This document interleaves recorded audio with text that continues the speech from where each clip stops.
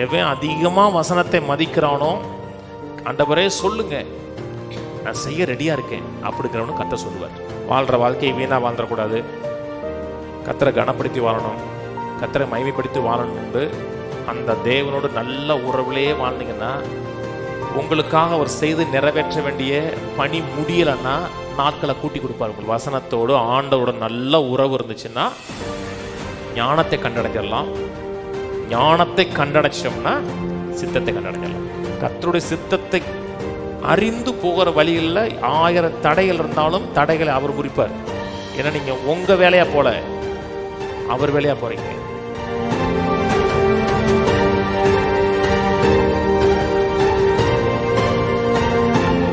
ரோமர் 12:1-2 வசனங்கள். அப்படி இருக்க சகோதரரே, நீங்கள் உங்கள் சரீரங்களை பரிசுத்தமும் தேவனுக்கு பிரியமான ஜீவ பலியாக ஒப்புக் கொடுக்க வேண்டும் என்று தேவனுடைய இரக்கங்களை முன்னிட்டு உங்களை வேண்டிக் கொள்கிறேன். இதுவே நீங்கள் செய்யத்தக்க புத்தியுள்ள ஆராதனை. நீங்கள் இந்த பிரபஞ்சத்திற்கு ஒத்த வேஷம் தெரியாமல் தேவனுடைய நன்மையும் பிரியமும் பரிபூர்ணமான சித்தம் என்னதென்று பகுத்தறியத்தக்கதாக உங்கள் மனம் புதிதாகிறதுனாலே மறுமாங்கள் நம்முடைய வாழ்க்கைக்கான தேவனுடைய சித்தத்தை அறிந்து கொள்வது எப்படின்னு பார்த்து வருகிறோம். சித்தத்தில் வாழ்கிறது தான் வெற்றி. எவ்வளோ காசு இருக்கிறது, எவ்வளோ பணம் இருக்கிறது, அது வெற்றி கிடையாது. நம்மை அனுப்பின தேவன் எந்த நோக்கத்துக்கு அனுப்பினாரோ, எந்த நோக்கத்தை நிறைவேற்ற முடியாது அனுப்பினாரோ அதான் வெற்றி. கர்த்தரனை ஒரு ஊழியம் செய்ய முடியாது அழைத்திருக்கிறார் என்றால், எனக்கு இது பிடிக்கல அப்படின்னு சொல்லி நான் வேற ஊழியத்தை செய்யலாம், அதில் சில சக்ஸஸ் கூட பார்க்கலாம். ஆனால் அதற்காக தான் அழைக்கப்பட்டனான்னு கேட்டோம்னா, அதற்காக அழைக்கப்படாமல் ஒன்று செய்து பரலோகம் போகும் பொழுது பரலோக தேவனுடைய இருதயத்தை சந்தோஷப்படுத்தாது.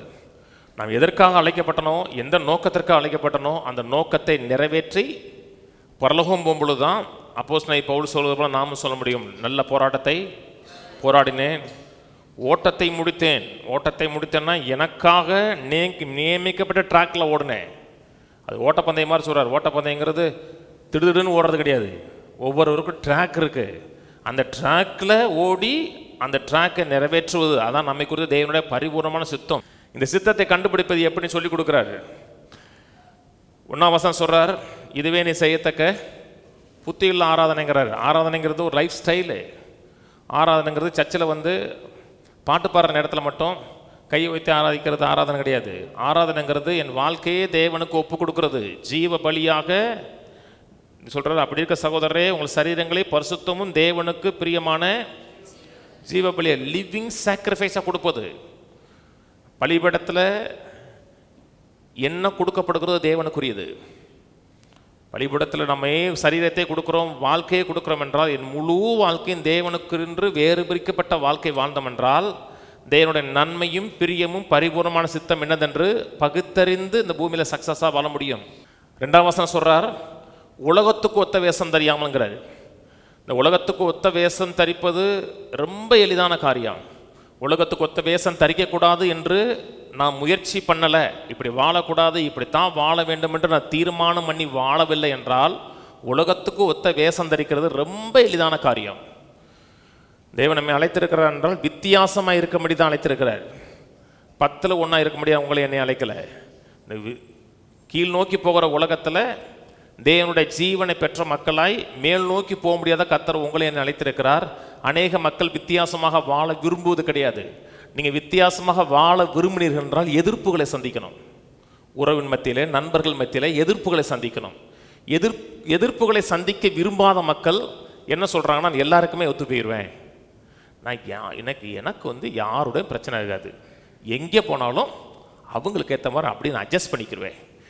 அவங்களுக்கு ஏற்ற மாதிரி அட்ஜஸ்ட் பண்ணிக்கிட்டிங்கன்னா நீங்கள் அவங்க உங்களை தப்பாக நினைக்க விரும்பலை, அவங்களுக்கு முன்பாக அவமானமாக நிற்க விரும்பலை.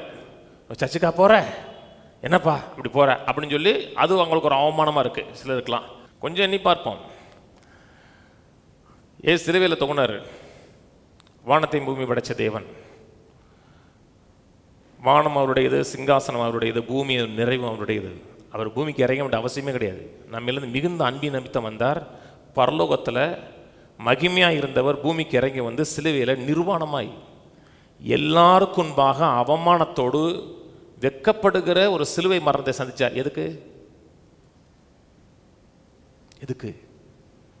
உங்களை என்னை மீட்பதற்காக. நம்மை மீட்பதற்காக ஒரு அவமானத்தை பொருட்டா என்னலை, அது பெரிய ஒரு காரியமாக என்னலை. ஆனால் மக்கள் மற்றவன் தப்பாக நினச்சிக்குவாங்கிறதுக்காக கிறிஸ்துவை மறுதலிக்கிற ஆட்கள்லாம் இருக்காங்க. கிறிஸ்துவை மறுதலிப்பாங்க, தாங்கள் எதை விசுவாசிக்கிறார்களோ அதை மறுதலிக்கிற ஆட்களாக இருப்பாங்க. நான் தேவனுக்குரியவன், தேவனுக்கு சொந்தமானவன் என்பதை எந்த ஒரு காலகட்டத்திலையும் யாருக்கு முன்பாக மறுதலிக்கக்கூடாது, உயிரே போகிறதா இருந்தால் கூட. ஏன்னா அவர் உங்களை தன்னுடைய பிள்ளைகள் என்று சொல்வதற்கு அவர் வெட்கப்படலைன்னு இருக்கு. அவர் நம்மை பிள்ளைகள் என்று சொல்ல வெட்கப்படவில்லை என்றால் அவரை தகப்பன் என்று சொல்வதற்கு நாம் வெட்கப்படக்கூடாது. எந்த ரீதியிலும் காம்ப்ரமைஸ் பண்ணக்கூடாதுங்க. அது மட்டும் இல்லை, நான் எதை விசுவாசிக்கிறேன், செழிப்பை விசுவாசிக்கிறேன், சுகத்தை விசுவாசிக்கிறேன், தீர்க்காயுசை விசுவாசிக்கிறேன், நிறைவை விசுவாசிக்கிறேன். என் விசுவாசத்தை அறிக்கையிடுகிறதுலையும் நான் வெட்கப்படக்கூடாது. அப்போஸ்தலனாகிய பவுல் சொல்றார் இல்லையா, கிறிஸ்துவின் சுவிசேஷத்தை குறித்து நான் வெட்கப்படேன். முன்பு யூதர்களும் பின்பு கிரேக்கர்களும் விசுவாசிக்கிறன் எவனோ அவனுக்கு ரட்சிப்பு உண்டாவதற்கு தேவ பலனா இருக்கிறேன். கிறிஸ்துவை சார்ந்தவன், சபையை சார்ந்தவன், தேவனை சார்ந்தவன், நான் விசுவாசிக்கிறேன், கர்த்தரை உயர்த்துவார், மேன்மைப்படுத்துவார், இன்னைக்கு இருக்கிறமான என்னைக்கு இருக்க மாட்டேன் என்று உறுதியாக சொன்னீர்கள் என்றால் அந்த விசுவாசத்தை கர்த்தர் கனப்படுத்துவார். சர்ச்சுக்காக போகிறீங்க, இல்லை சும்மா போயிட்டு வருவேன், போனால் மனசு கொஞ்சம் இதமாக இருக்குன்னு இருப்பேன் அப்படின்னா உங்களுக்கு இதமாகவே இருக்கும். நீங்கள் இல்லை, சிலர் இருக்காங்க அப்படிலாம். கிறிஸ்தவத்தில் நிறைய ஆட்கள் இருக்காங்க. தேவனுடைய நன்மையும் பிரியமும் பரிபூர்ணமான சித்தம் அறியணும்னா வேஷம் தரிக்கக்கூடாது. வேஷம் தரிச்சோம்னா அறியவே முடியாது. உலகம் தேவனுடைய சித்தத்தை அறிய விரும்பாது, உலகம் தேவனுடைய சித்தத்தை கேட்க விரும்பாது, செய்ய விரும்பாது. உலகம் தேவனுடைய சித்தத்தை கேர் பண்ணுவது கிடையாது.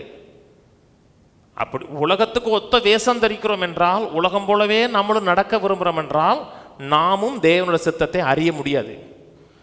அதனால தான் வித்தியாசமாக வாழ வேண்டும். உலகத்துக்கு ஒத்த வேஷம் தெரியாமல் வித்தியாசமாக வாழ வேண்டும். எப்படி வித்தியாசம் வாழ முடியும்? மனம் புதிதாகிறதுனாலே மறுரூபமாங்கிறாரு. வேஷம் போடாதீங்க, கம்ப்ளீட் சேஞ்சாக மாறுங்க, ரேடிக்கல் சேஞ்சாக மாறுங்க. அப்படி மனம் புதிதாகிறதுனால மறுரூபம் அடையுங்க என்றால் ரிசல்ட் என்னன்னா வித்தியாசமாக வாழ நினைக்கிறோம். அவன் மாதிரி சிந்திக்கலை, அவன் மாதிரி பேசலை, ப்ரெஷர் வரும். சில சொல்கிறாங்களே, நான் நல்லா தான் வாழ நினச்சேன், எனக்கு ஒரு ப்ரெஷரில் அப்படி செஞ்சிட்டேன். எல்லா மோல்டுலையும் ப்ரெஷர் வச்சு தான் மோல்டு ஆகுது தெரியுமா? ஒரு குடம் செய்கிறதா இருந்தாக்களும், ஒரு பொருள் செய்கிறதாக்களும் எப்படி ஒரு மோல்டுக்குள்ளே சிக்கிறோம் என்றால், ஒரு பொருள் மோல்டுக்குள்ளே போகுதுன்னா ஒரு ப்ரெஷர் கிடைக்குது, அங்கே ப்ரெஷர் வருது. ப்ரெஷர் வரும்பொழுது தாங்க நீங்கள் யாருன்னு தெரியும். சிலர்லாம் ப்ரெஷரில் வரும்போது இங்கிலீஷில் பேசுகிறாங்க தெரியுமா, சரளமாக பேசுவாங்க தெரியுமா. இங்கிலீஷ்னா தெரியும் இல்லையா, ஃபாரின் இங்கிலீஷ் இல்லை, வேற இங்கிலீஷு பார்த்தது இல்லையா. ப்ரெஷர்.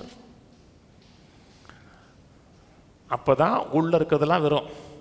அந்த ப்ரெஷர்லையும் நான் வித்தியாசமாக வாழ்கிறேன், வித்தியாசமாக சிந்திக்கிறேன், வித்தியாசமாக பார்க்குறேன், வித்தியாசமாக பேசுகிறேன்னா என் மைண்டு ரெனியூவாக இருக்குதுன்னு அர்த்தம். என் மைண்டு ரெனியூவாக இருக்குன்றா கர்த்தருடைய நன்மையும் பிரியமும் பரிபூர்ணமான சித்தம் என்ன என்பதை நான் கரெக்டாக டிசைன் பண்ண முடியும்.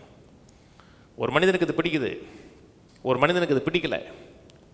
அவர் இதை பெருசாக மதிக்கிறார், இதை பெருசாக மதிக்கலை, இதை ஹார்டர் பண்ணுறார், இதை டிஸ்பைஸ் பண்ணுறார் அப்படின்னு அறியணும்னா அந்த மனிதனுக்கு பிடிக்கிற காரியத்தை அறிவதற்கு முன்பாக அந்த மனிதனை உங்களுக்கு தெரிஞ்சிருக்கணும். எனக்கு என்ன பிடிக்கும் என்ன பிடிக்காது உங்களுக்கு தெரியுமா? தெரியாது. சும்மா சொல்லுவாங்க அவர் பிரியாணி பிடிக்கணும், எவன் சொன்னா? சும்மா பிரசங்கத்தில் பெருசாக சொல்லுவாங்க, இருக்கா சொல்லுவேன். பிரியாணியும் பிடிக்கும், எனக்கு பிடிச்ச காரியம் நிறைய எத்தனை இருக்குது. காலத்துக்கு ஏற்ற மாதிரி என்னுடைய ஸ்டைல் மாற்றிடும். ஒரு காலத்தில் எங்கள் வீட்டில் உரப்பாக காரமாக சாப்பிடுவேன்னு நினைப்பேன். இப்போ நான் உரப்பாக சாப்பிட்றது கிடையாது, நான் மாறிட்டேன். ஒவ்வொரு காலகட்டத்திலையும் அவருக்கு என்ன பிடிக்கும் என்ன பிடிக்காதுன்னு எப்போ தெரியும் என்றால் அவரோடு இருக்க பழக்கத்தின் அடிப்படையில் தான். தேவனுக்கு எது பிடிக்கும், தேவனுக்கு எது பிடிக்காது, தேவனோட சித்தம் என்ன, தேவனோட நோக்கம் என்னன்னு தெரியணும்னா அவரோட பழக்கத்தின் அடிப்படையில் தான் தேவன் நோக்கத்தை அறிய முடியும். அவரோட பழக்கம் கிடையாது, அவருடைய ஆழமான உறவு கிடையாது. எங்கேயாவது போய் யார்கிட்டையாவது தலையை கொடுத்துட்டு கர்த்தருடைய ஊழியத்துக்கு போன்னு சொல்லிட்டாரு போங்கிறது பைபிள் சொல்லுது. ஒருத்தர் மேலேயும் கை வைக்காதீங்கன்னு இருக்கு, சொல்லுதா? பவுல் தீமோத்தேயு சொல்றார், ஒருவன் கையிலையும் எளிதாக கை வைக்காதங்கிற. கை வைக்காதுன்னா பிளஸ் பண்ணுறதை பற்றி பேசலாம். இங்கே யாரையும் எளிதாக அனாய்ட் பண்ணாத. அனாய்ட்டிங்கன்னா மினிஸ்ட்ரிக்காக செப்பரேட் பண்ணி அனாய்ட் பண்ணாதன்னு அர்த்தம். அங்கே கை வைக்கிறதுனா கை வச்சு ஜெபிக்கிற சொல்லலைங்க. மினிஸ்ட்ரிக்காக யாரையும் அவனுக்கு செப்பரேட் பண்ணாத. அவனுடைய தெரியணும், அவனோட அழைப்பு தெரியணும், அவனோட பழகி இருக்கணும், அவன் யாரும் தெரியணும். பழக்கம்தாங்க. தேவனோட அறிகிற அறிவில் தான் தேவனோட நோக்கத்தை அறிய முடியும், தேவனோட சித்தத்தை அறிய முடியும். என் வாழ்க்கையில் தேவனோட நோக்கத்தை எனக்கு யாரும் ப்ராஃபஸி சொல்லி நான் அறிஞ்சிக்கல. கர்த்தரோட நேரம் செலவழித்தேன், பழகுனேன், பேசினேன், அந்நிய பாஷை பேசினேன், ஜெபம் பண்ணேன், படித்தேன். கர்த்தர் பேசுனது தெரிஞ்சு, கர்த்தர் பேசுகிறான்னு தெரிஞ்சு. இது வித்த கிடையாதுங்க. எங்கள் அக்காவுக்கு அஞ்சாவது அக்கா கல்யாணம் முடிச்சு 10 வருஷம் ஆச்சு, பிள்ளை இல்லை. ஒரு எங்கள் அக்காவுக்காக ஜெபம் பண்ணுறேன், ஃபேக்ட்ரியில் உட்காந்து ஜெபம் பண்ணுறேன். ஃபேக்ட்ரியில் போகும்போது கர்த்தர் சொல்கிறாரு, அடுத்த வருஷம் உங்கள் அக்காவுக்கு ஆம்பளை பிள்ளை தருவான்னு. எனக்கு மெல்லி சத்தமே கேட்குது. மறுநாள் காலையில் போனவொடனே சொன்னேன், உனக்கு அடுத்த வருஷம் ஆண்டவர் காலத்தை கொடுப்பாரு. அதே மாதிரி ஆம்பளை பிள்ளையும் பிறந்துச்சு, அதுக்கப்புறம் 100 ஆம்பளை பிள்ளையும் பிறந்துச்சு. கர்த்தரோட நல்ல உறவில் அறிங்க. சித்தத்தை அறிவது மிக எளிதாக இருக்கும். அநேக மக்கள் கர்த்தரோட நல்ல உறவில் இல்லை. எப்படி தெரியும் உங்களுக்கு? அவங்க பேசுகிறத பார்த்தே தெரிஞ்சிடும். இது ஒருவேளை கர்த்தரோட சித்தமாக இருக்குமோ வாங்க. என்னது? கல்யாணம் முடித்த பிள்ளையை வீட்டுக்கு கூட்டு போகிறது. அவன் வேணாண்டி, அவனை விட்டு வீட்டுக்கு வந்துரு, வீட்டுக்கு வந்துடும். எவ்வளோ நாள் உங்கள் வீட்டில் இருப்பீங்க? அம்மா வீட்டில் இருப்பீங்க. உங்களோட கர்த்தரோட சித்தமாக இருக்குமோ? இல்லை. தேவன் இனத்ததை மனிதன் பிரிக்காத இருக்க கடவுன்னு சொல்லுது. சொல்லுதா? அதான் சித்தம். வியாதி வந்துச்சு, கொள்ளை நோய்கள் வந்துச்சு. எத்தனை பேர் சொன்னாங்க தெரியுமா? கர்த்தர் தான் சச்சா மூடுனார்னாங்க. சொல்லலையா? அப்படி அந்த பிரசங்கத்தை சிலர் மாஞ்சி கேட்குறவங்களாம் இருக்காங்க. கர்த்தர் தான் மூடிட்டாருனாங்க. அவருக்கு கர்த்தர் தெரியல. அவருக்கு சில ஆர்டிஃபிஷியல் இன்டெலிஜென்ஸ் தெரியலாம். ஏன் சந்திரன் கருப்பாகுது, ஏன் சந்திரன் முழுவா மாறுன்னு தெரியலாம். கடவுள் தெரியல. ஏன் தெரியல? அவர் பேசுகிற பேச்சில் என்ன சொல்லிடுறேன், அவர் கர்த்தர் தெரியலன்னு சொல்லிடலாம். கர்த்தர் நல்லவர், அவர் இடத்துல எவ்வளவேனும் மனித இல்லை. அப்படி பேசுறீங்கன்னா கர்த்தர் உங்களுக்கு தெரியுதுன்னு அர்த்தம். எல்லாமே பழக்கம்தாங்க. சிறு பிள்ளைகளாக இருக்கிறோம். சிறு பிள்ளைகளாக இருக்கும்போது பிள்ளைகளுக்கு அப்பா அம்மா என்ன விரும்புகிறாங்க, என்ன ஆசைப்படுறாங்க பிள்ளைகளுக்கு தெரியாது. நம்ம சொன்னோம்னா நம்மளை புரிஞ்சுக்காமல் திட்டுறாங்கம்மாங்க அவங்க. ஆனால் நம்ம புரிஞ்சிக்காமல் திட்டலை, அவங்க புரிஞ்சிக்கல. நம்ம என்ன ஆசை வச்சுருக்கிறோம், என்ன நோக்கம் வச்சுருக்கிறோம், எந்த நோக்கத்துக்காக அவள் வடிவமைக்கிறோம் என்று அவளுக்கு தெரியலை. பழக்க வளர பழக அப்பா அம்மாவுடைய நோக்கங்கள் திட்டங்கள் தெரியும். ரொம்ப பேருக்கு ஆம்பளை பிள்ளைகளுக்கு அப்பா செத்து போனதுக்கு அப்புறம் தான் தெரியும். எனக்கு என்னை பற்றி இல்லை, நான் ஈஸியாக சாகிற ஆளும் கிடையாது. நம்ம செஞ்சுரி போட்டு தான் போலான் இருக்கேன். சில நேரத்தை மிஸ் பண்ணுறோம் இல்லையா? நான் எங்கள் அப்பா ரொம்ப மிஸ் பண்ண மாதிரி ஃபீல் பண்ணுவேன் சில நேரத்தில். ஏன்னா அந்த நேரத்தில் நமக்கு தெரியல. வளர தான் தாய் தகப்பனுடைய நோக்கம் தெரியுது மாதிரி கர்த்தரோடு இருக்க உறவுல வளர தான் அப்பாவோட இருதயம் தெரியும் உங்களுக்கு. அதனால் இந்த போதனை ஆரம்பிக்கும் போதே சொன்னேன், நாம் செய்கிற செயலை காட்டிலும் எங்கே போகணும், எனக்கு என்ன இருக்குங்கிறதை காட்டிலும் தேவனுடைய உறவு தான் பிரதானமானது கர்த்தருடைய சித்தத்தை அறிந்து கொள்வதற்கு. இன்னொரு காரியம் சொன்னேன், இன்னைக்கு உலகம் முழுவதும் ஒரு வஞ்சனையான ஒரு காரியம் எல்லா இடத்துலையும் போயிட்டு இருக்கு. மக்கள் என்ன விசுவாசிக்கிறார்கள் என்றால், நடக்கிறதெல்லாம் இறைவன் சித்தம், என்ன நடந்தாலும் இறைவன் சித்தம். போகிற வழியில் செவ்வாய்க்கிழமை பிறப்பிட்டு வந்தீங்க, பஞ்சுமார்கள் பக்கத்தில் டயர் பஞ்சர் ஆயிடுச்சு. உடனே கர்த்தர் என்ன சொல்கிறாரு? போகக்கூடாதுன்னு சொல்கிறாரு. நான் வர்ற வழியில் பஞ்சு மார்க்கெட்டில் டயர் பஞ்சர் ஆயிடுச்சு. என்ன சொல்கிறாரு எனக்கு?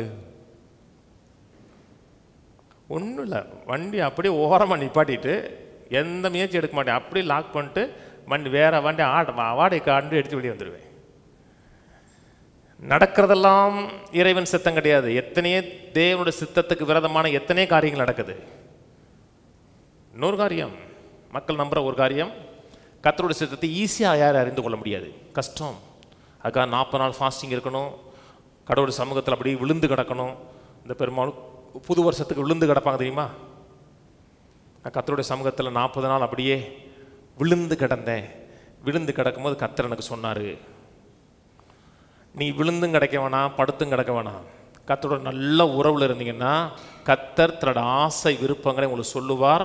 சொல்றது மட்டுமல்ல, அதை அறிய வேண்டும் என்று விரும்புகிறார், வாஞ்சிக்கிறார். வாசிப்போம் எபேசியர் 5:15 ஆனபடினால் நீங்கள் ஞானம் மற்றவர்களைப் போல் நடவாமல் ஞானமுள்ளவர்களைப் போல் கவனமாய் நடந்து கொள்ள பார்த்து நாட்கள் பொல்லாதவைகளானதால் காலத்தை பிரயோஜனப்படுத்திக் கொள்ளுங்கள். ஆகையால் நீங்கள் மதியற்றலாய் இராமல் கர்த்தருடைய சித்தம் இன்னதென்று உணர்ந்து கொள்ளுங்கள். 15 சொல்றார், ஞானமற்றவர்களைப் போல் நடவாமல் ஞானமுள்ளவர்களைப் போல் கவனமாக நடந்துங்கிறாரு. 17 சொல்றாரு, மதியற்றலாய் இராமல் கர்த்தருடைய சித்தம் என்னதென்று உணர்ந்து கொள்ளுங்கிறார்.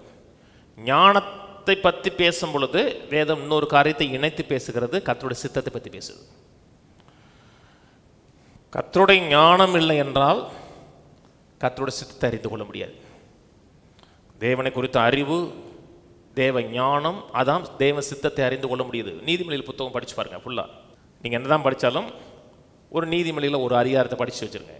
நீதியில் முழுதும் விஸ்டம் புத்தகம். நீதிமொழியில் ஒரு நாளைக்கு பேசலாம்னு ஒரு எண்ணம் இருக்குது எனக்கு. முன்னாடி போதிக்க மாதிரி நீதிமொழியில் மட்டும் முக்கியமான கான்செப்ட் மட்டும் எடுத்து கொஞ்சம் கொஞ்சமாக போதிக்கலான்னு அப்படி ஒரு எண்ணம் வச்சுருக்கேன். நீதிமொழியில் 3 முக்கியமான வார்த்தை வருது: அறிவு, புத்தி, ஞானம். அறிவுன்னா என்ன?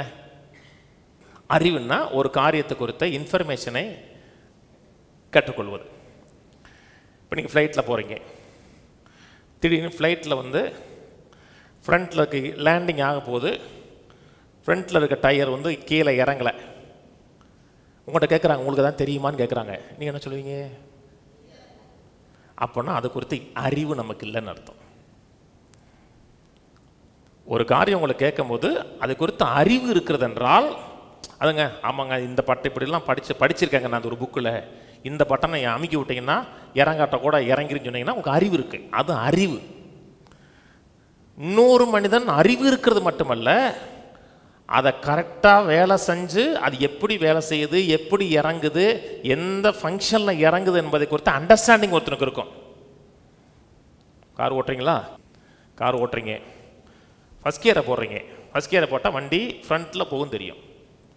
அதுக்குள்ளே என்ன நடக்குது தெரியாது. அதுக்கு அண்டர்ஸ்டாண்டிங் வேணும்.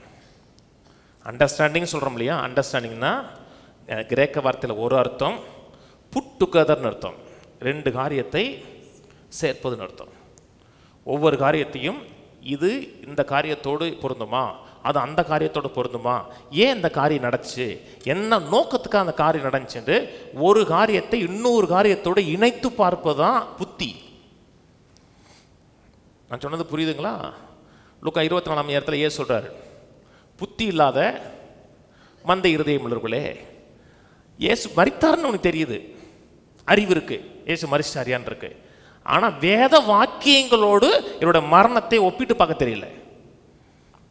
அண்டர்ஸ்டாண்டிங்கிறது வந்து ஒரு அறிவு இருக்கிறதல்ல, அந்த அறிவை இன்னொரு காரியத்தோடு ஒப்பிட்டு பார்த்து ஏன் இதுக்கு நடந்துச்சு, என்ன காரணத்துக்காக அது நடக்குதுன்னு அறிஞ்சுன்னா உங்களுக்கு அண்டர்ஸ்டாண்டிங்னு அர்த்தம். ஒரு ஆள் உங்கள்கிட்ட பேசுகிறாருனாவே சில மக்கள் பேசுறது மட்டும்தான் அவருக்கு தெரியும். அவர் அப்படி சொல்லிட்டு போனார், ஏன் சொன்னார், எதுக்கு சொன்னார், என்ன காரணத்துக்காக சொன்னார்னு அந்த ஒரு காரியத்தை இன்னொரு நெகட்டிவாக இல்லைங்க, கரெக்டாக டிசைன் பண்ணி பார்த்தீங்கன்னா உங்களுக்கு அண்டர்ஸ்டாண்டிங் இருக்குன்னு அர்த்தம். சில காரியத்தை எதோ ஒன்று சொல்லியிருப்பாங்க, என்னை இப்படி சொல்லிட்டாமாங்க, ஆனால் அவன் சொன்ன அர்த்தமே வேற அர்த்தத்தில் சொல்லியிருப்பான். நான் சொன்னது புரியுதுங்களா? சண்டை வந்துடும். என்னை இப்படி சொன்னேன், ஏன் சொன்னேன், நான் எப்போ சொன்னேன், என்ன அவனுக்கு அவன் மைண்டில் இருந்த மீனிங் வேற, அவன் சொன்ன வார்த்தை வேற, அவன் எப்படி யோசிப்பான் புரியலையா? அவன் சொன்ன அர்த்தத்தில் யோசிப்பான். நீங்க எப்படி சண்டை போடுறீங்க? நீங்க புரிஞ்சு கொண்ட அர்த்தத்தில் நீங்க சண்டை போடுறீங்க. நான் சொல்றேன் இல்லையா, ஒரு புரிந்து கொள்ளுதல் இல்லைங்கிற பார்த்தீங்களா? புரிந்து கொள்ளுதல் என்னன்னா ஒரு காரியத்தை இன்னொரு காரியத்தோடு ஒப்பிட்டு லிங்க் பண்ணி பார்க்கிறது. அது நீதிமொழிகள் சொல்லுது. அறிவை பற்றி பேசுது, புத்தியை பற்றி பேசுகிறது. அறிவு இருந்து புத்தி இல்லைன்னா பிரச்சனையை சால்வ் பண்ண முடியாது. புத்தி தான் பிரச்சனைகளை சால்வ் பண்ணுது. இன்னொரு முக்கியமான காரியம் ஞானம். ஞானம் விலையேறப்பட்டது. ஞானம் ரொம்ப விலையேறப்பட்டது. பொன் வெள்ளியை பார்க்கலும் ஞானம் விலையேறப்பட்டது. நாம் இந்த உலகத்தில் தேடக்கூடிய அத்தனை செல்வத்தை பார்க்கலும் விலையேறப்பட்டது ஞானம் ஒன்று தான். என் ரிசல்ட்டை பார்க்கும். ஞானம் ஒன்று தான். இதை எப்படி செய்யணுங்கிறது மட்டுமல்ல, இது எதுக்கு நேராக போய் முடியும் என்பதை பார்க்கறது தான் விஸ்டம். ரொம்ப பேருக்கு அறிவு இருக்கும், சிலருக்கு ஒப்பிட்டு பார்க்க தெரியும். சில மக்கள் மட்டும்தான் எதுக்கு நேரம் அது டிராவல் ஆகுதுன்னு தெரியும். அல்லது ஆவியான நமக்கு இருக்கிறார் இல்லைங்க, ஆவியான சகலத்தை உங்களுக்கு போதிப்பார். சகலத்தைன்னா A to Z போதிக்க மாட்டாருங்க உங்களுக்கு. அதனால தான் அவரோட உறவு முக்கியம். விஸ்டம் கிஃப்ட் 3 இருக்கு இல்லையா, 1:12 ஞானத்தை போதிக்கும் வசனமாகிய வரம், அறிவை உணர்த்தும் வசனமாகிய வரம், அப்புறம் ஆவிகளை பற்பல ஆவிகளை பகுத்தறி. இது 3மே விஸ்டத்தை குறித்த ஒரு வரம். 3 வரம். அதை சொல்லும் பொழுது வேர்ட் ஆஃப் விஸ்டம் இருக்கு, வேர்ட் ஆஃப் நாலேஜ் இருக்கு. எஸ்ஐ ஆஃப் விஸ்டம் சொல்லலை, பேராகிராஃப் விஸ்டம் சொல்லலை. வேர்டுன்னு என்ன அர்த்தம்? ஒரு சின்ன சொற்றொடர். தேவன் உங்களை ஞானத்தில் தொடர்ந்து நடத்த வேண்டும் என்றால் தொடர்ந்து அவரை சார்ந்திருக்கணும். சாலமோன் ஆரம்பிக்கும் ஞானியாக தாங்க ஆரம்பித்தான், முடிக்கும் போது ஞானியாக முடிக்கலங்க. பிரசங்கி புத்தகத்தில் அவரோட ஞானம் எந்த அளவுக்கு கரெக்டாக இருக்கிறதுக்கு சில வசனங்கள்லாம் இருக்கும். அவர் ஞானம் எந்த அளவுக்கு சீரழிஞ்சு போயிருக்கிறதுக்கு சில புத்தகத்தில் அப்படி பேசுவார். ஒரு மனுஷனும் நாயும் ஒன்றுன்னு பேசியிருப்பார். மனுஷன் ஜாகிற மாதிரி தான் நாயும் ஜாகுது. ஏன்னா கர்த்தரோட உறவுல இருந்து அப்படியே டிட்டாச் ஆகிட்டே போனார். கர்த்தர் உங்கள் வாழ்க்கைக்கான முழு பிளான் சொல்ல மாட்டாருங்க, ஒரு நாள் சொல்ல மாட்டாருங்க, ஒரு நாள் கூட சொல்ல மாட்டார். ஒரு சின்ன வேர்டு, ஒரு சின்ன கைடன்ஸு, அதை நம்பி ட்ராவல் பண்ணணும். அப்புறம் அது எப்படி செய்யணும்னு சொல்லுவார், எதை கொண்டு செய்யணும் செய்வார், எந்த ஆலோசனை கொண்டு தொடர்ந்து வழிநடத்துவார். அதான் உறவு முக்கியம். உறவுல தான் தேவனோட விஸ்டத்தை, தேவனோட சித்தத்தை அறிந்து கொள்ள முடியும். வாசிப்போம் ஏசாயா. நிறைய மக்கள், நிறைய வாலிப பசங்க கேளுங்கடா நேரம் இல்லைங்கிறாங்க. கேளுங்கடா கர்த்தருடைய சித்தத்தை பற்றி பேசிட்டு இருக்கீங்க, கொஞ்சம் கேளுங்கடான்னா அவங்களுக்கு அப்பெல்லாம் கேட்கக்கூடாது. ஜெபம் பண்ணி ஒரு அந்நிய பாஷை ஒன்று பேசி சொல்லிட்டா முடிஞ்சு. குறுக்கு வழிகள் சித்தம் தேட முடியாது, ப்ராசஸ்.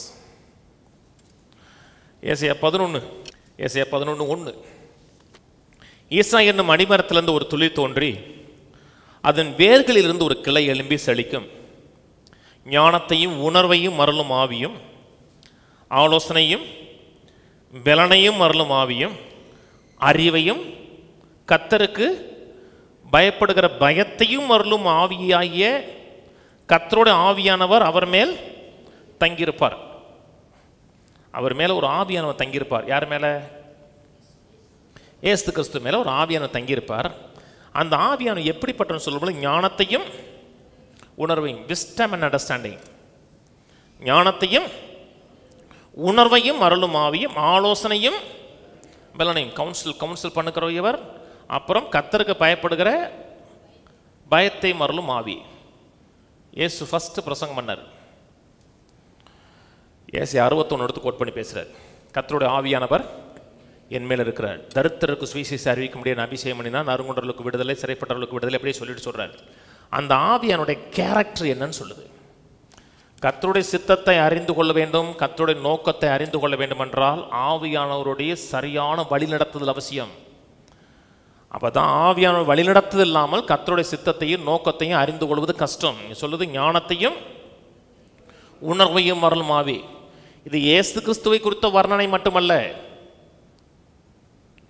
உங்களையும் என்னையும் குறித்த வர்ணனையும் இதுதான்.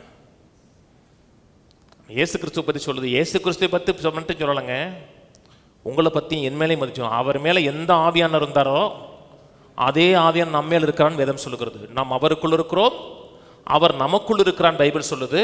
வேதம் சொல்லுகிறது 1 கொரிந்தியர் 1:31 கிறிஸ்துவே நமக்கு ஞானமும் நீதியும் பரிசுத்தமும் மீட்புமானார். கிறிஸ்து நமக்கு கொடுக்கிற ஃபர்ஸ்ட் காரியமே என்னன்னா விஸ்டம். நீதியை சம்பாதிக்கல, நீதியை சம்பாதிச்சு நீதிமானா மாறல. இந்த ஞானத்தை நீங்க சம்பாதிக்க முடியாது.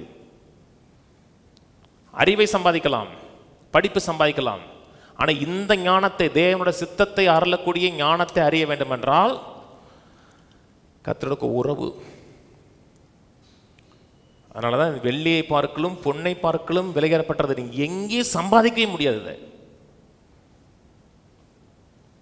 அவளுக்கு நல்ல உறவு இருக்குன்னா எதை செய்யணும், எப்படி செய்யணும், எந்த காலகட்டத்தில் செய்யணும் சொல்லுவார்.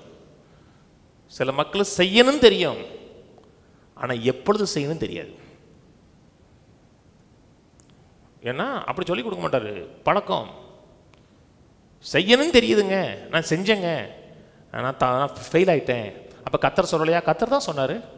நீங்க கேட்ட ஆலோசனை கர்த்தர் இருந்து கேட்ட ஆலோசனை, டைமிங் தப்பு.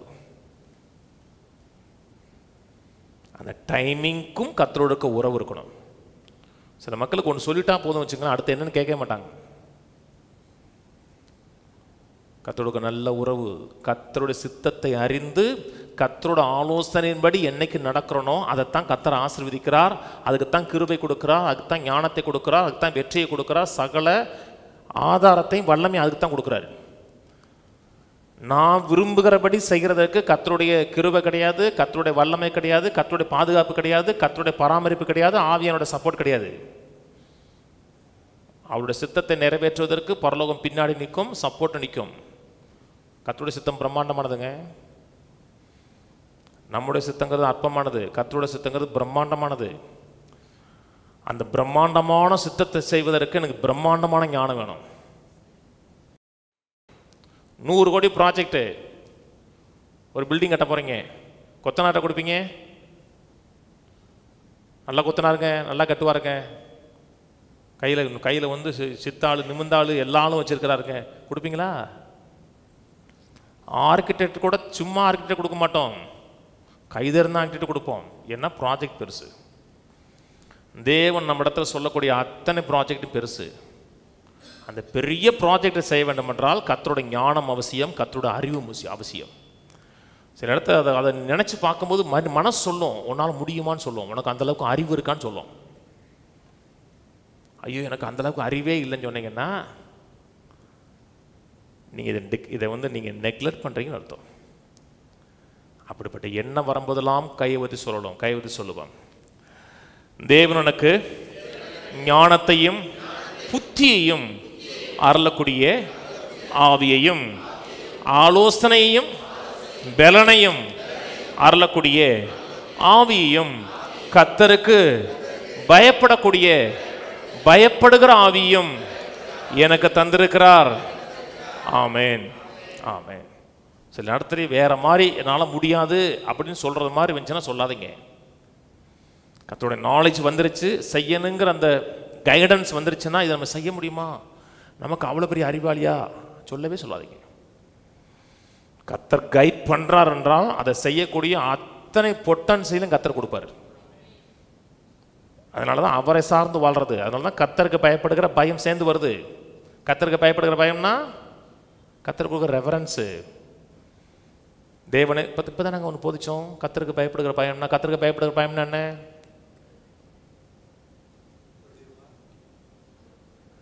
தேவனையும் குமாரனையும் அறிவதே. அறிவதேன்னு என்ன? என்ன?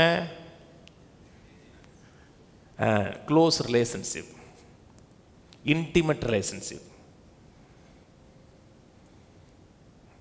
அப்படி வாழ்ந்து பாருங்க. எதுவுமே முடியாதுன்னு நினைக்காங்க, முடியும்னு நினைங்க. எனக்கு முடியாதே, நான் காலேஜுக்கே போகலையே, நான் வந்து மலைக்கு கூட பள்ளிக்கூடம் பக்கம் நினைக்கலையே, பரவாயில்ல, நான் ஒரு நாளைக்கு கூப்பிட்டு போகிறேன், யூனிவர்சிட்டி கூப்பிட்டு போகிறேன் உங்களை. நான் யூனிவர்சிட்டிக்கு போயிட்டு வந்தேன்னு சொல்லிடலாம், யூனிவர்சிட்டிக்கு போயிருக்கேன்னு சொல்லலாம்.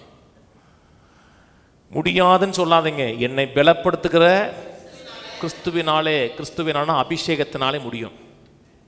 என்னை பலப்படுத்துகிறோம். அனாயிண்டிங்னால என்னை முடியும். என் கூட இருக்கிறார், எனக்காக இருக்கிறார், என் வாழ்க்கையில் சித்தத்தையும் ஆலோசனை நிறைவேற்றுவதற்கு என் கூடவே இருக்கிறார் என்றால் அவர் என்ன செய்யணும்னு சொன்னாரோ செய்ய முடியும். உங்களால் எதையும் கற்றுக்கொள்ள முடியும். பெருசாக வரும்பொழுது எனக்கு தெரியாதே, எனக்கு நான் அவ்வளோ படிக்கலையே.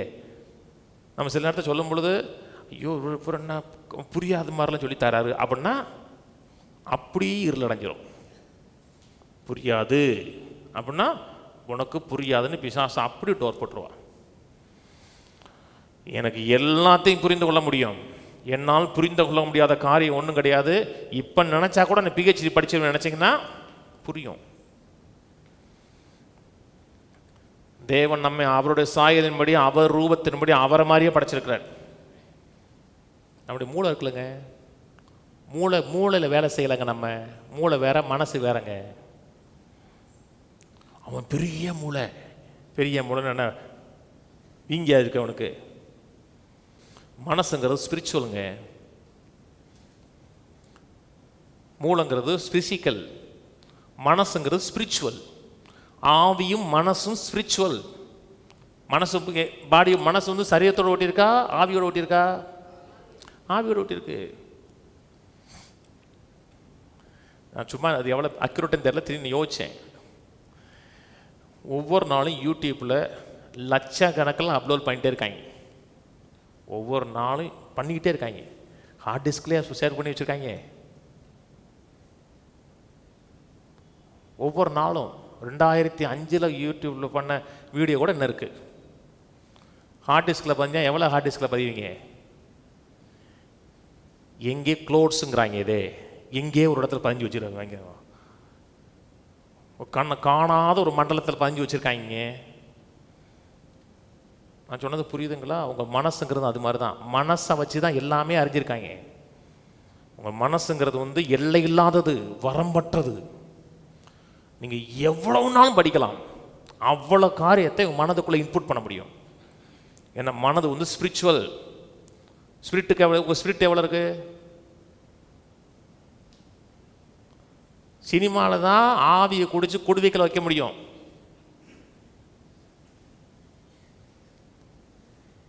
பேய் படத்தில் பார்த்துருப்பீங்களா? ஒரு சின்ன பேயை கொண்டு வந்து அப்படி உஷன் வந்து ஒரு கார்க்கை வச்சு மூடிடுவாங்க.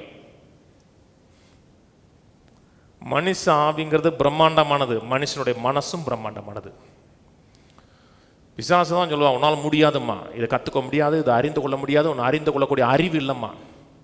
ஆமாம், என்னால் பறிக்க முடியாது, எனக்கு வந்து இந்த கணக்குனாவே பிடிக்காது, ஏண்டா சொல்லித்தாராங்கன்னு இருக்கும். அதனால் நான் நினச்சி முதல்ல இந்த கணக்கு சனியை விட்டு வெளியே வந்துட்டு நினச்சிங்கன்னா புத்தி அப்படியே சுருகிருச்சுன்னு அர்த்தம். அதை என்னால் அறிந்து கொள்ள முடியும்.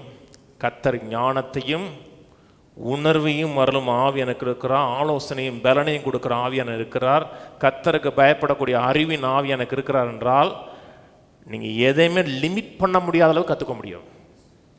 உலக அறிவு மட்டும் இல்லைங்க, பிஸ்னஸ் அறிவை கற்றுக்க முடியும், தேவ ஞானத்தை கற்றுக்கொள்ள முடியும். உங்களுக்காக தேவன் என்ன வைத்திருக்கிறாரோ அத்தனையும் கற்றுக்க முடியும். பிசாசு உங்கள் வாயின் வார்த்தைகளை சொல்லி தான் லிமிட் பண்ண நினைக்கிறான்.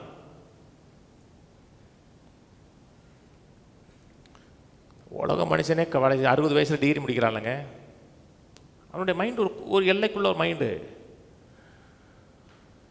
திரும்பி வாசிப்போம். ஏசாயா 11. ஞானத்தையும் உணர்வையும் அருளும் ஆவியும், ஆலோசனையும் பலனையும் அருளும் ஆவியும், அறிவையும் கர்த்தருக்கு பயப்படுகிற, இதுதான் முக்கியம், கர்த்தருடைய ரெஃபரன்ஸ் இதில் தான் எல்லாமே ஆரம்பி. கர்த்தருக்கு பயப்படுகிற பயத்தையும் அருளும் ஆவியமாயே கர்த்தருடைய ஆவியான அவர் மேல் தங்கியிருப்பார். கர்த்தருக்கு பயப்படுற ஒரு சுகந்த வாசனையாக இருக்கும். அவர் தமது கண் கண்டபடி நியாயம் தீர்க்காமலும் தமது காது கேட்டபடி எதை பார்க்கிறாரோ எதை உணர்கிறாரோ அதன் அடிப்படையில் டிசைட் பண்ண மாட்டார். ஏன்?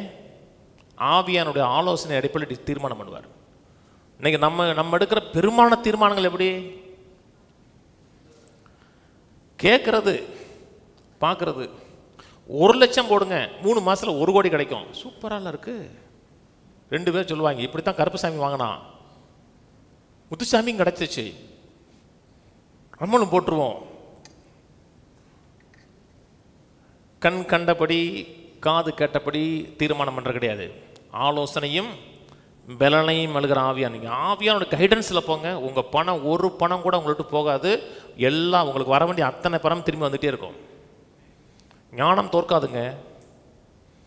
கர்த்தரோட ஆலோசனைப்படி போகிற மனிதனும் தோக்க மாட்டான்.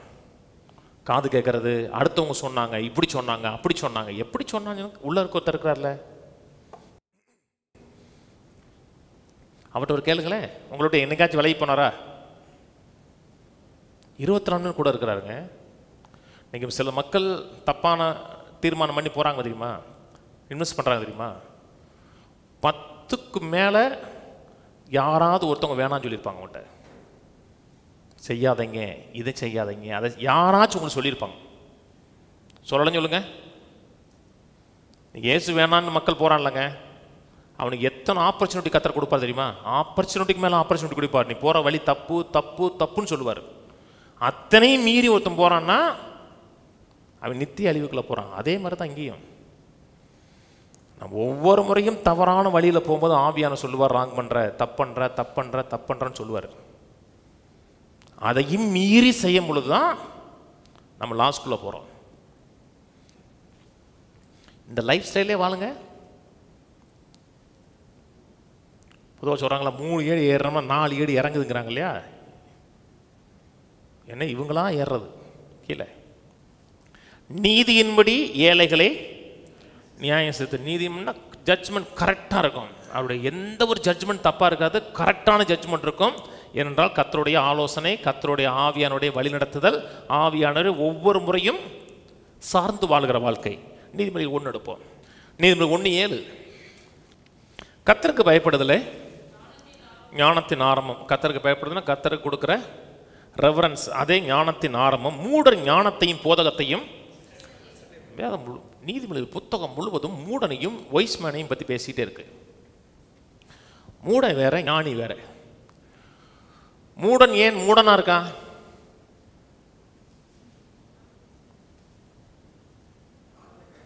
போதகத்தை அசட்டை பண்ணுவான். ஞானி யாருன்னா, ஒரு மனுஷன் ஒரு ஆலோசனை கொடுக்குறான், அந்த ஆலோசனை அப்படி ஏற்றுக்கொள்கிறவன் ஞானி. ஒரு மனுஷன் கர்த்தரோட நல்லா பழக இருக்கான், வார்த்தையின்படி ஒரு ஆலோசனை கொடுக்குறான்னா அந்த ஆலோசனை கேட்டு ஒருத்தன் நடந்தான்னா அவன் ஞானி. உங்கள் வேலையை பார்த்துட்டு போங்க, எங்களுக்கு எல்லாம் தெரியும், அவன் மூடன். ஞானி 20 வருஷம் தான் செய்கிறது தப்புன்னு தெரிஞ்சிச்சுன்னா தன்னுடைய பெருமையை தூக்கி எறிஞ்சிட்டு நான் செய்கிற தப்புன்னு உடனே இணங்குவான். அவன் ஞானி. உடனே ஈல்டு பண்ணுவாங்க, நான் செய்கிற தப்பு, நான் அப்படி வாழக்கூடாதுன்னு ஒவ்வொரு முறையும் ஈல்டு பண்ணுவான். மூடன் யாரும் என்ன சொன்னாலும் கேட்க மாட்டான், ஆலோசனைக்கு எதிர்த்து நிற்பான். அவன் கண் கண்டது, காது கேட்டது, மற்றவர்கள் சொன்னது அது மாதிரி தான் நடப்பான். நீங்கள் ஒரு காரியத்தை என்கிட்ட கேட்குறீங்க, நான் ஒன்று சொல்கிறேன், என்கிட்ட முழு மனதோடு கேட்டிங்கன்னா நிறையா சொல்லுவேன், கொஞ்சமாக கேட்டிங்கன்னா கொஞ்சமாக சொல்லுவேன். அதை மதிக்கலைன்னு அடுத்து சொல்லவே மாட்டேன். ஏன்னா நீ மதிக்கலை, உங்களை பற்றி சொல்ல. சில நாட்கள் சொல்கிறோம், அதை டிஸ்பைஸ் பண்ணுறாங்கன்னா போடக்கூடாது. முத்துக்களை பன்றிகள்கிட்ட போடாதீங்கன்னாரு. யார் மதிக்கிறார்களோ, யார் கனப்படுத்துகிறார்களோ, போதகத்தை அற்பமாக நினைப்பாங்க தெரியுமா சிலர்லாம். அவர் என்ன போனால் 1 மணி நேரம் பேசுவார், அவர் என்னங்க பேசத்தானங்க செய்கிறாரு, வேற என்ன செய்கிறாரு? வாழ்நாள் முழுக்க மூடர்களாகவே இருப்பார்கள். எதுவும் சொல்லுகிறதா, மூடர்கள் நெடுக போய் தண்டிக்கப்படுகிறாள் இருக்கு பார்த்தீங்களா? அடிபட்டுக்கிட்டே இருப்பாங்க தொடர்ந்து. ஏன்னா போதகத்தை அற்பமாக நினைப்பாங்க. ஒரு அடிக்கு மேலே இன்னொரு அடி, இன்னொரு அடி. வாழ்நாள் முழுக்க அந்த கேட்ட வசனத்தில் வாழவும் மாட்டாங்க, கேட்கவும் மாட்டாங்க, அதில் முக்கியத்துவம் கொடுக்கவும் மாட்டாங்க. கர்த்தருக்கு பயப்படுதலே ஞானத்தின் ஆரம்பம். கர்த்தருக்கு பயப்படுதுன்னா கர்த்தரை ரெவரன்ஸ் பண்ணுறான், அவரோட அறிவுக்கு மதிப்பு கொடுக்குறான், அவரோட புத்திக்கு மதிப்பு கொடுக்குறான், அவரோட ஆலோசனைக்கு மதிப்பு கொடுக்குறான். அவர் சொல்கிற ஒவ்வொரு வார்த்தைக்கு மதிப்பு கொடுக்குறான்னா வெளிச்சம் வந்துக்கிட்டே இருக்கும். அந்த வெளிச்சத்தில் வெளிச்சம் கண்டுகிட்டே இருப்பான். எப்போ நல்லா கவனிங்க. நீங்கள் ஒழுங்காக ஜெபம் பண்ணாதீங்க, பிரசங்கம் கேட்குறது நிப்பாட்டுங்க. எல்லா மூடத்தனமான எல்லா ஆலோசனையும் வாழ்க்கையில் வரும். வசனத்தோடு நல்ல உறவு வைங்க. ஒன்றும் பண்ண வேணாங்க. பைபிளுக்கு வாழ்க்கையின் வெற்றிக்கு நல்லா கேளுங்க.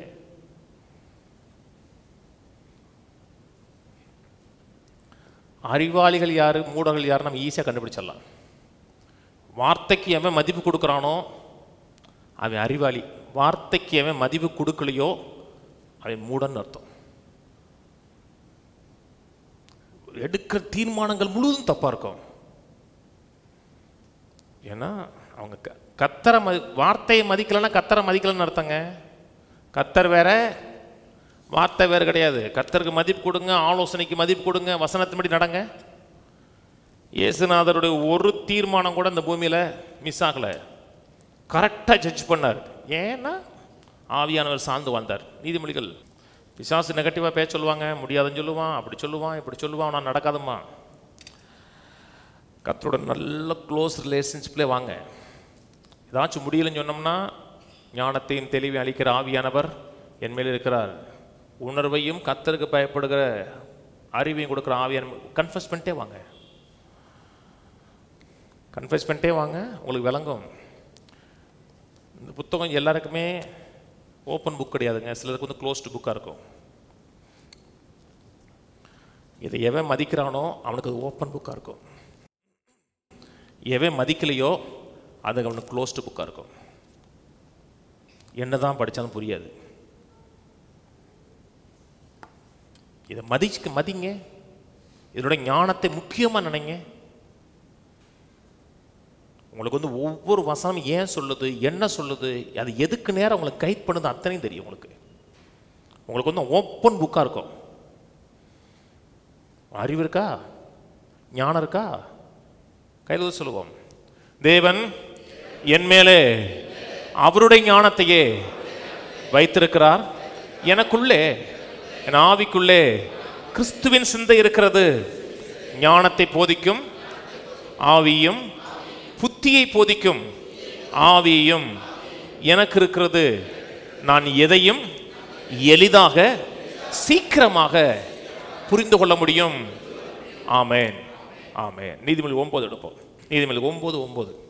ஞானம் உள்ளவனுக்கு போதகம் பண்ணு, அவன் ஞானத்தில் தேர்வான்.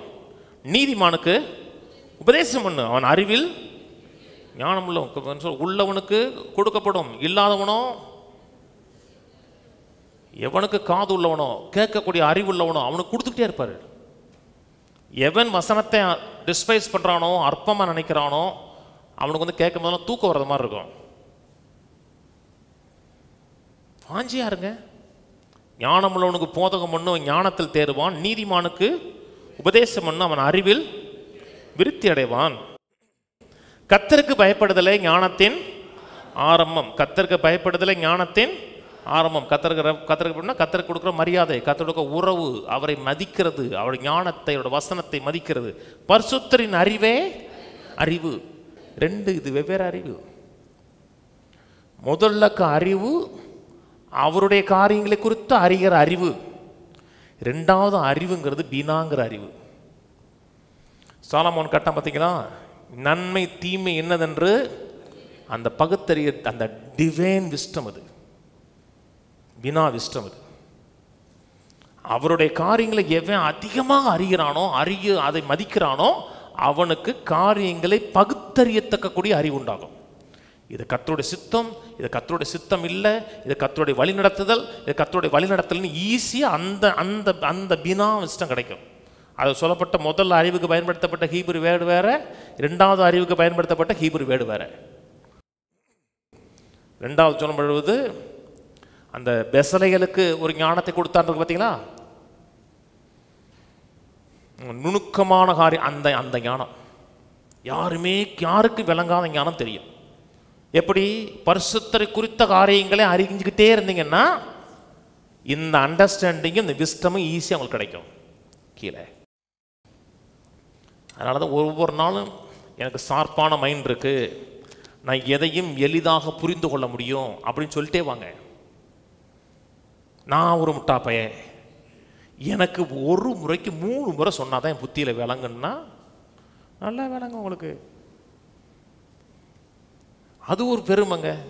எனக்கு எதுவுமே 4 முறை சொன்னா தான் தெரியும். அப்படின்னா நீங்கள் ஷார்ப்பாக இல்லைன்னு அர்த்தம். அப்படி சொல்லும் போதே சட்டுன்னு புரிஞ்சுக்கணும். அப்படின்னா ஆவியானோட நம்ம கைட் பண்ணுறோன்னு அர்த்தம். வசனத்தோடையே ட்ராவல் பண்ணிட்டே வாங்க, பரிசுத்தரின் அறிவை கட்டுட்டே வாங்க, இந்த புரிந்து கொள்ளக்கூடிய அறிவு எளிதாக கிடைக்கும். கீழே 10, கர்த்தருக்கு பயப்படுதல் ஞானத்தின் ஆரம்பம், பரிசுத்தரின் அறிவு. என்னாலே உன் நாட்கள் பெருகும், உன் ஆயுசின் வருஷங்கள் விருத்தியாகும். கர்த்தருடைய சித்தத்தையும் கர்த்தருடைய நோக்கத்தையும் துமையில் நிறைவேற்ற வேண்டுங்கிற வாஞ்சியோடு வாழ்கிறீங்க. வாழ்கிற வாழ்க்கையை வீணாக வாழ்ந்துடக்கூடாது. கர்த்தரை கனப்படுத்தி வாழணும், கர்த்தரை மகிமைப்படுத்தி வாழணும்னு அந்த தேவனோடு நல்ல உறவிலே வாழ்ந்தீங்கன்னா உங்களுக்காக அவர் செய்து நிறைவேற்ற வேண்டிய பணி முடியலைன்னா நாட்களை கூட்டி கொடுப்பார் உங்களுக்கு. கர்த்தருடைய பாதுகாப்பு, கர்த்தருடைய கிருபை, கர்த்தருடைய வல்லமை, கர்த்தருடைய ப்ரொவிஷன் எல்லாம் எதுக்கு இருக்குன்னா அவரோட திட்டத்தையும் நோக்கத்தை நிறைவேற்றுவதற்கு தான் இருக்கு. அவரோட வசனத்தை கேட்குறோம், அவரோட ஆலோசனை கேட்குறோம், பரிசுத்தரின் அறிவை பெற்று ஞானத்தை பெற்று வாழ்ந்தான்னா முடிக்கிற வரை சாக மாட்டான். பாதிலே போயிடக்கூடாதுங்க. செய்ய வேண்டிய வேலை நிறையா இருக்குங்க. நம்மளாம் இப்போ தான் ஆனான்னு போட்டு பழகிருக்கோம், ஆன்னு பழகிருக்கோம். இன்னும் இம்மண்ணா மா காணா காவண்ணா கீனா இதெல்லாம் தெரியணும். நோக்கம் நிறைவேறாத வரை போகக்கூடாது.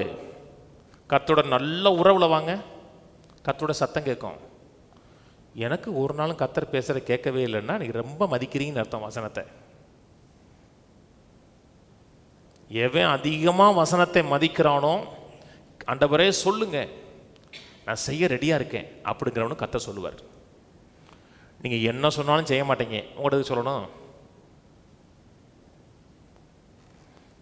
வில்லிங் காட்ட சமயத்தில் போதிச்சோம்லங்க, என் சித்தத்தை செய்ய மனதுள்ளவன் எவனோ அவன் இது கர்த்தருடைய சித்தமா கர்த்தருடைய சித்தம் இல்லைன்னா ஈஸியாக அறிஞ்சுக்குவான். கர்த்தாவேண்ட பேசுங்க, நான் செய்ய ரெடியாக இருக்கேன், நான் வாஞ்சியாக இருக்கேன்னா அவருடைய ஆலோசனை அப்ரிசியேட் பண்ணுறவனுக்கு கர்த்தர் சொல்லி கொடுத்துட்டே இருப்பார். கர்த்தர் பேசுறது கேட்கும். மூடனாக இருக்கிறோம், போதகத்தை தள்ளுறோம்னா தெரியாது. அதனால தான் எதை பார்க்கலும் இதை பெருசாக மதிங்க. மற்ற எல்லாமே ஒரு பீரியட் ஆஃப் டயத்தில் ஓஞ்சி போயிருங்க. கிஃப்டை ஆப்ரேட் பண்ணி சிலர்லாம் ஊழியம் செஞ்சாங்க, இன்னைக்கு இல்லை. அவங்க இதை போதிச்சவங்களை பாருங்க, கடைசி வரை நிற்பான். கிஃப்ட்டை நான் குறைச்சி பேசலை, கிஃப்ட் முக்கியம். ஆனால் கிஃப்டை காட்டிலும் முக்கியம் வசனம் முக்கியம். அந்த வசனம் மட்டும்தான் என்றைக்குமே நிற்கும். இதில் ஒரு ரிசல்ட் வாங்கிருங்க, அந்த ரிசல்ட் உங்களுக்கு போகாது. இந்த ஹீலிங் மீட்டிங்லாம் போவாங்க தெரியுமா சிலர், எனக்கு தலைவலிச்சிச்சு, ரொம்ப நாளாக மைக்ரேன் தலைவலிச்சு, இந்த மீட்டிங் வந்ததில் தலைவலியோடு தான் வந்தேன், ஜெபம் பண்ண உடனே தலைவலி போயிடுச்சு. இன்னொரு கூட்டம் இருக்கும், அந்த கூட்டத்தில் வந்து நிற்பான், நான் தலைவலியோடு வந்தேன், அம்மா ஜெபம் பண்ணும்போது போயிடுச்சு. இந்த ஞானத்தை பெற்று ஒரு சுகத்தை வாங்க, டோட்டல் கொண்டு போயிடும். எனக்கு இஷ்டத்தில் வந்தது. வாசிப்போம் நீதிமொழி 2 இதோடு முடிப்போம், அடுத்த வாரம் தொடருவோம். அதனால தான் பைபிள் சொல்லுதுங்க, சுயபக்தியின் மேல் சாயாமல் உன் வழிகளிலெல்லாம் கர்த்தரை நினைத்துக்கொள், அப்பொழுது உன் வழியை வாய்க்க பண்ணுவார், சித்தத்தை வாய்க்க பண்ணுவார். சித்தத்தை வாய்க்க பண்ணுறதும் கர்த்தரை நினைத்து கொள்ளுகிறதுக்கும் ஒரு லிங்க் இருந்துகிட்டே இருக்கு. நீதிமொழி 2:1 என் மகனே உன் செவியை ஞானத்துக்கு சாய்த்து உன் இருதயத்தை புத்திக்கு அமைய பண்ணும் பொருட்டு என் வார்த்தைகளை ஏற்றுக்கொண்டு என் கட்டளையை உன்னிடத்தில் பத்திரப்படுத்தி ஞானத்தை வா என்று கூப்பிட்டு புத்தியை சத்தமிட்டு அழைத்து அதை வெள்ளியைப் போல் நாடி புதைகளை தேடுகிறது போல தேடுவாய்கள். அப்பொழுது கர்த்தருக்கு பயப்படுதல் என்னவென்று நீ உணர்ந்து தேவனை அறியும் அறிவை கண்டடைவாய். தேவன் ஞானத்தை எப்படி கண்டடைவதுன்னு பேசுகிறார், ஃபுல்லாக ஆக்ஷன் பேசுகிறார். சும்மா உட்காரதை பற்றி பேசல. 1 பேசுகிறாரு, என் மகனே உன் செவியை சாய்த்து, அது என்னது? ஆக்ஷன், தீவிரம் காமிக்கிறது. அப்புறம் உன் இருதயத்தை புத்திக்கு அமைய பண்ணு முரட்டு. அமைய பண்ணணும்னா அப்ளை பண்ணு முரட்டுன்னு இருக்கு ஆங்கிலத்தில். கேட்குறோம், அப்புறம் எதை கேட்குறோமோ அதை அப்ளை பண்ணுறோம். சில கேட்பாங்க, அப்ளை பண்ண மாட்டாங்க, ஃபுல்லாக ஆக்ஷன். அப்புறம் என் வார்த்தைகளை ஏற்றுக்கொண்டு கட்டளையை உன்னிடத்தில் பத்திரப்படுத்தி இல்லை ஞானத்தை வா என்று கூப்பிட்டு தீயை சத்தமிட்டு அழைத்து. அழைத்துன்னா வாஞ்சியா கூப்பிடுறது, அழைக்கிறது. ஞானம் அறியணும், கர்த்தருடைய அறிவை பெருகணும்னா ஒரு புது கார் வாங்கன்னு நினைக்கிறீங்க. 4 பேர் இருக்காங்க குடும்பத்தில், நீங்கள் 2 பிள்ளைகள் பிறந்துருச்சு, பைக்கில் போக முடியல, கார் வாங்கணும்னு ஆசை இருக்கு இல்லையா? எப்படி இருப்பீங்க? கடவுள் கார் கொடுக்கும்போது கொடுப்பாரு அப்படின்னா உங்களுக்கு வரவே வராது. முதல்ல அந்த கார் வாங்கணும்னு ஆசை இருக்கணும். 4 ஷோரூமுக்கு போயிட்டு வரணும். நீ 4 ஷோரூமுக்கு போனதுக்கப்புறம் போயிட்டு வந்தீங்கன்னா ஷோரூம் காரனே உங்களுக்கு காரை வாங்கி வச்சுருவான். நீ போயிட்டு வாங்க, நீ காரு கரெக்டாக நீங்கள் 4 ஷோரூம் போயிட்டு வாங்க, 6 மாதம் உங்கள் வீட்டில் கார் நிற்கும். அவன் வாங்க வச்சுருவான். அவன் அந்த விஷயம் கொடுப்பான். அப்புறம் தான் முக்கியங்க, அந்த கார் வாங்குறதுக்கு ஒரு வாஞ்சை இருக்குது பார்த்தீங்களா? ஒரு காரை ஷோரூமில் பார்த்துட்டீங்க, ரோட்டில் எந்த கார் போனாலும் அந்த காரை பார்க்க சொல்லும். ஏன்னா நீ பார்த்து வந்த காரு.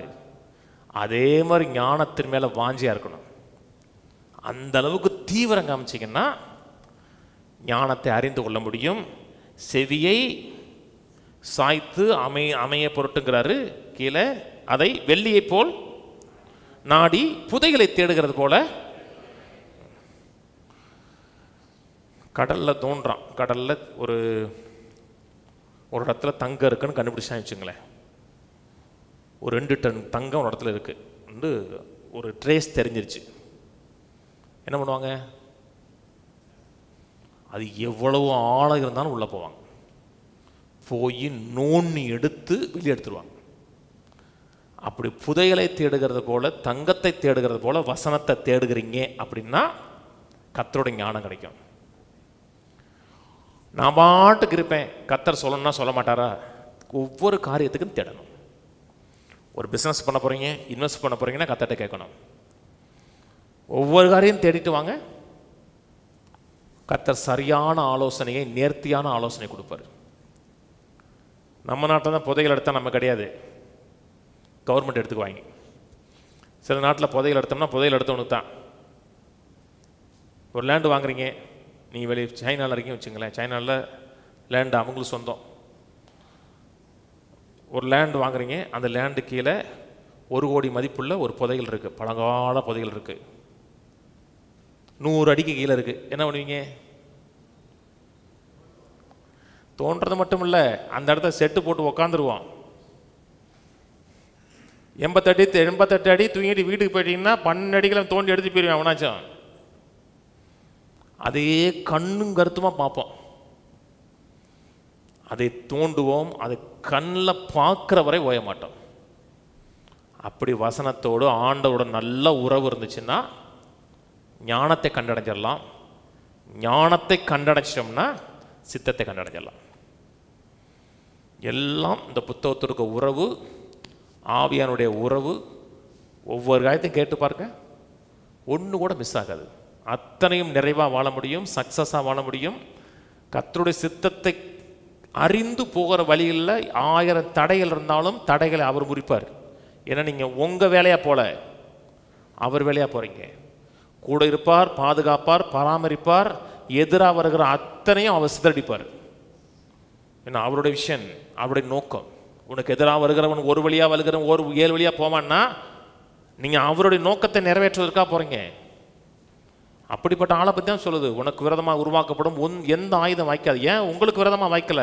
அவருடைய டோட்டல் வில்லுக்கு விரதமாக, சித்தத்துக்கு விரதமாக வருதுன்னா அதை நிர்மூலமாக்குவார். என்னுடைய வேலை என்னென்னா அவர் சித்தத்தை அறிந்து அதை தீவிரமாக நிறைவேற்றணுங்கிற வாஞ்சையாக இருந்து தொடர்ந்து பற்றி கொண்டே போனோம்னா ஸ்டெப் பை ஸ்டெப்பாக சொல்லி தருவார். அதான் வெற்றி, அதான் நிறைவு. அந்த வாழ்க்கையில் தான் நிறைவான வாழ்க்கையாக இருக்கும். தீர்க்காயுசா வாழ்ந்து போகும்பொழுது சந்தோஷமா இருக்கும். செஞ்சிட்டோம்டா, சாதிச்சிட்டோம்டா, கர்த்தருடைய நோக்கத்தை நிறைவேற்றிட்டோம்னா ஒரு நிறைவு இருக்கும். அப்படி வாழணும்னா நல்ல உறவு, நல்ல ஐக்கியம், கர்த்தருடைய வாஞ்சை, வசனத்தை கேட்கணுங்கிற வாஞ்சை அப்படியே கேட்டுவாங்க. கால்கள் இடராது, நிறைவாக வாழ்வோம், பரிபூர்ணமாக வாழ்வோம். வாழ்க்கையின் சகல பகுதியிலையும் தேவனுடைய ஆலோசனையும் திட்டம் நிறையிருக்கும். அதனால தான் ஞானத்தை வா என்று அழைத்துன்னு இருக்கு. தமிழில் வா அப்படின்னு இருக்கு, ஆங்கில பைபிளில் ஒரு பெண்ணை போல சொல்லப்பட்டிருக்கு, ஹெர்ன்னு போட்டிருக்கு. பெண்ணை மதிக்கலைன்னா பெண்ணிருந்து உங்களுக்கு எந்த நன்மையும் கிடைக்காது தெரியுமா? ஆம்பளை பசங்க அப்படி கிடையாது. பொம்பளை பிள்ளைகளை நீங்கள் மதிக்கலைன்னா ஒரு அறிவும் பெற முடியாது தெரியுமா? வாடா மாப்பிள்ளை, முட்டா மாப்பிள்ளன்னா என்னடா மாப்பிள்ளை மேவே. லேடிஸ்ட்டை பேசி பாருங்க, 10 வருஷம் கழிச்சு அன்னைக்கு நீங்கள் என்னை அப்படி முட்டாள்னு சொன்னீங்கம்மா, இவன் நாளைக்கு காலை மறந்துடுவான் பாவம். அவனுக்கு ஒன்றுமே தெரியாது. என்ன மாப்பிள்ளை என்ன சொன்னா, என்னடா மாப்பிள்ளை சொன்ன, ஒன்றும் தெரியலடா, இதே பிரச்சனை. இவங்க அப்படி இல்லை, அப்படி சொல்ல வந்ததை அப்படி நிப்பாட்டிடுவாங்க. அதனால தான் ஞானத்தை வேதம் பெண்ணை சொல்லுது. இதை மதிங்க, அது உங்களை மேன்மையாக வைக்கும். தொடர்ந்து பார்ப்போம், எழுந்து நிற்போம். பிதாவே உம்மை துதிக்கிறோம், ஸ்தோத்திரிக்கிறோம், நன்றி செலுத்துகிறோம். செய்த எல்லா நன்மைகளுக்காக, கிருபைகளுக்காக நன்றி, தயவுகளுக்காக நன்றி, அனுகூலங்களுக்காக நன்றி. எங்களை உயர்வாக வைப்பதற்கு, மேன்மையாக வைப்பதற்கு வழி வைத்திருக்கிறே, வாசல் வைத்திருக்கிறே. நீங்கள் மதியற்றுள்ளாய் நடாமல் சொல்லப்பட்டிருக்கிறதே, மதியுள்ளவர்களாய் நடந்து கர்த்தருடைய சித்தம் இன்னதென்று அறிந்து இந்த சித்தத்தின் மையத்தில் வாழக்கூடிய மக்களாக எங்களை வாழ வைக்கிறதுக்காக நன்றி. கேட்ட ஒவ்வொரு மக்களையும் ஆசீர்வதிக்கிறேன் கர்த்தாவே. ஒவ்வொரு வாழ்க்கையிலும் நிறைவான பலன் இருக்கட்டும். நாங்கள் மூடர்கள் அல்ல, நாங்கள் ஞானிகள். வசனத்தை அற்பமாக எண்ணக்கூடிய மக்கள் அல்ல, வசனத்தை மேன்மையாக எண்ணக்கூடிய மக்களாக எங்களை மாற்றியிருக்கிறதுக்காக நன்றி. கேட்ட வார்த்தையை மதிக்கிறோம், கனப்படுத்துகிறோம். அதிகமாக உம்மோடு உறவாடவும், ஞானத்தையும் அறிவையும் மறலக்கூடிய ஆவியான எங்கள் மேல் இருக்கிறார் என்பதை அறிந்து கர்த்தருக்கு பயப்படுகிற, மரியாதை கொடுக்கிற வாழ்க்கையில வாழ உதவி செய்வீராக. சகல கணமும் சகல மகிமையும் எங்கள் வாழ்க்கையில் உமக்கு மாத்திரம் உண்டாயிருக்கட்டும். உயர்த்தப்பட்ட கிறிஸ்து உயர்த்தப்படுவீராக, நாமத்தை மையப்படுத்துவீராக. நாங்கள் பிரயோஜனமற்றவர்களாய் வாழாமல் பிரயோஜனம் உள்ளவர்களாய், நிறைவுள்ளவர்களாய் வாழ உதவி செய்வீராக. கனமும் மகிமையும் துதியும் எங்கள் வாழ்க்கையில் உமக்கு உண்டாயிருக்கட்டும். இயேசு நாமத்தில் பிதாவே, ஆமேன். கர்த்தராகிய இயேசு கிறிஸ்துவின் கிருபையும், பிதாவாகிய தேவனுடைய அன்பும், பரிசுத்தாவின் ஐக்கியமும் இன்றைக்கும் என்றைக்கும் கிறிஸ்துவின் வரி மட்டும் இருப்பதாக. ஆமேன். கர்த்தரோட ஆசீர்வதித்து எல்லா தீமைக்கு விலக்கி காக்க கடவர். கர்த்தர் தம்முடைய தயவுள்ள முகத்தை உங்களை பிரகாசிக்க பண்ணி கிருபையாயிருக்க கடவர். கர்த்தர் தம்முடைய முகத்தை உங்களை பிரசன்னமாக்கி எல்லையெங்கும் சமாதான கட்டளையிட கடவர். கர்த்தரோட ஆசீர்வதித்து ஜீவனோடு, சுகத்தோடு, தீர்க்காயுசோடு, ஒரு நோயும் அணுகாமல் 120 ஆண்டுகளுக்கு மேலாக வாழ வைப்பாராக. ஆமேன், ஆமேன், ஆமேன்.